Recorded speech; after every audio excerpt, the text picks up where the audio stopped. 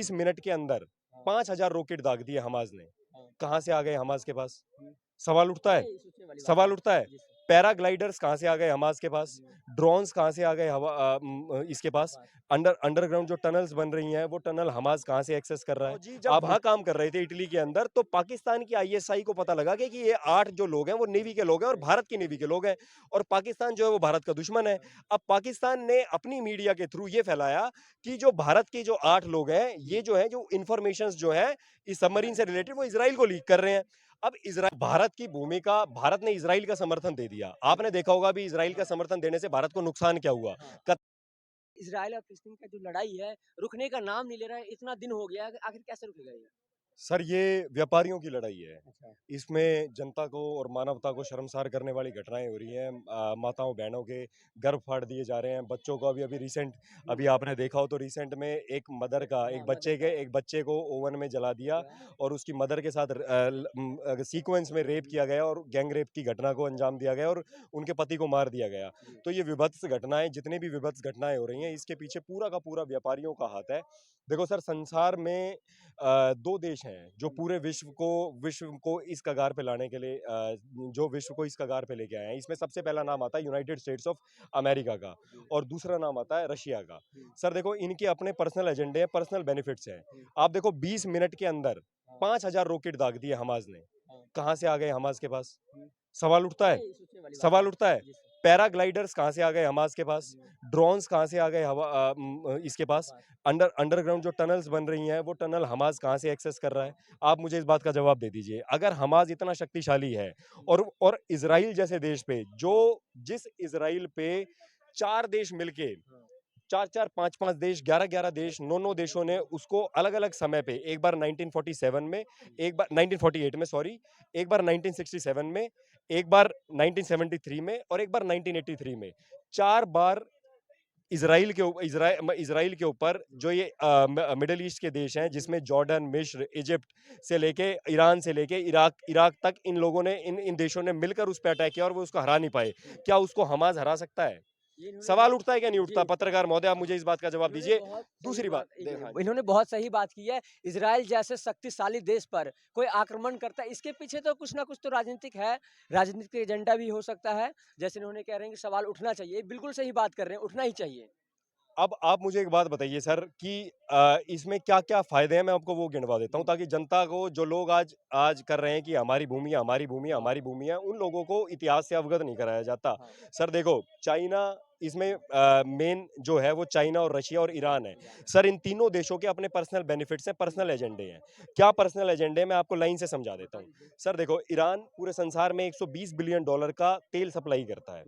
अब वो जो $120 बिलियन का सप्लाई करता है तेल, वो ईरान जो है वो चीन का और इराक का दोस्त है। अब जो इंडिया जो है वो जो कॉरिडोर बना रहा है, जो मिडल ईस्ट से होता हुआ जाएगा, जो हमारे यहाँ से, जो मोदी जी ने G20 में एक इकोनॉमिक कॉरिडोर बनाया की घोषणा की है, जो कि हमारे देश से मिडल ईस्ट में सऊदी अरेबिया, दुबई से होता हुआ, इजराइल से होता हुआ ईस्टर्न यूरोप में एंटर कर रहा है। तो अगर वो बनता है तो उसके थ्रू हाइड्रोजन गैस सप्लाई हो सकती है और अगर हाइड्रोजन गैस सप्लाई होगी तो ईरान का नुकसान होगा।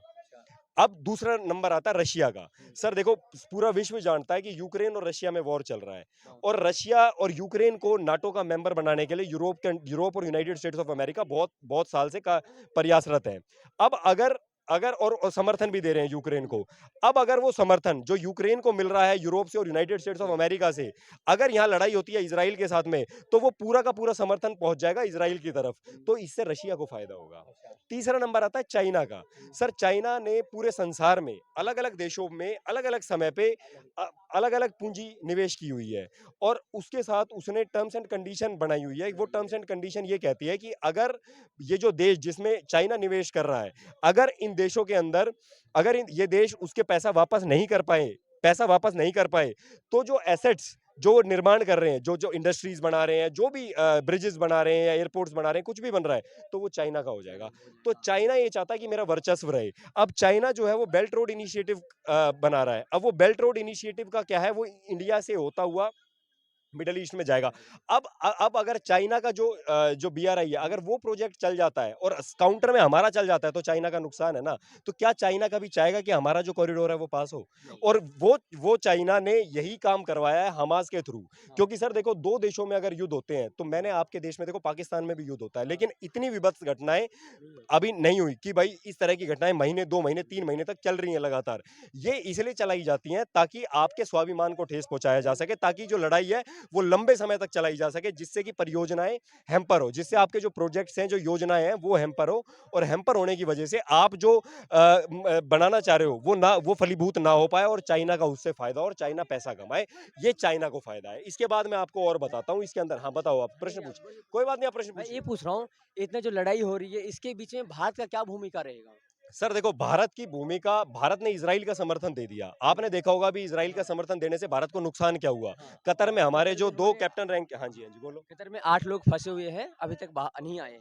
हाँ जी, हाँ जी। वो कतर में जो 2 हमारे कैप्टन रैंक के हैं, हाँ, 2 कमांडर रैंक के अधिकारी हैं, और उसमें 2 कैप्टन हैं हाँ, और 6 कमांडर रैंक के अधिकारी हैं। अब वो जो 2 कैप्टन और 6 कमांडर हैं, वो मैं बताना चाहता हूँ जनता को। सर देखो, आज की डेट में आप भी जानते हो, देश के अंदर ना कोर्ट से ज़्यादा काम मीडिया कर रही है। मीडिया किसी भी चीज़ को मैनिपुलेट कर देती है। हुँ, अब आप एक बात बताइए, वो जो हमारे फौजी थे, उन्हें क्या उनके मानवाधिकार नहीं है? कहाँ गई वो सारी संस्थाएँ विश्व की जो बड़ी-बड़ी, जो मानवाधिकार की बात करती है, जो मानवाधिकार के उल्लंघन की बात करती है?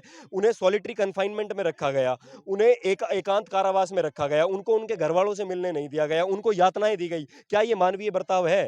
पहले एक बात बताइए आप मेरे को। दूसरी बात, आप मुझे एक बात बताइए कि ये स्टार्टिंग कहाँ से हुई थी? अल धारा कंपनी, जो धारा कंसल्टेंसी जिसके थ्रू उनकी रिक्रूटमेंट हुई थी, जहाँ से वो आए थे, जब वो प्रोजेक्ट चल रहा था इटली के साथ में सबमरीन्स का, जो कतर ने इटली के साथ सबमरीन्स की डील करी, वो सबमरीन्स है जो रडार में नहीं आती। तो वो आज की डेट में पूरे संसार में इटली जो है वो सबसे हाईटेक सबमरीन्स बनाने की उसके पास वो है, मतलब टेक्नोलॉजी है।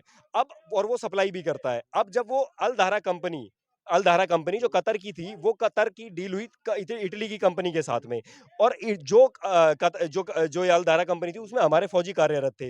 अब वो फौजी जब वहां काम कर रहे थे इटली के अंदर, तो पाकिस्तान की आईएसआई को पता लगा कि ये 8 जो लोग हैं वो नेवी के लोग हैं और भारत की नेवी के लोग हैं, और पाकिस्तान जो है वो भारत का दुश्मन है।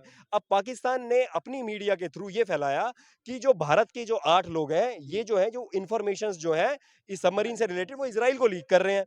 अब इसराइल को लीक कर रहे हैं, तो ये बात गई अल जजीरा के पास, जो कतर की न्यूज़ एजेंसी है। और मिडल ईस्ट के अंदर आज की डेट में जो सबसे बड़ी जो मीडिया आउटलेट है, वो अल जजीरा है।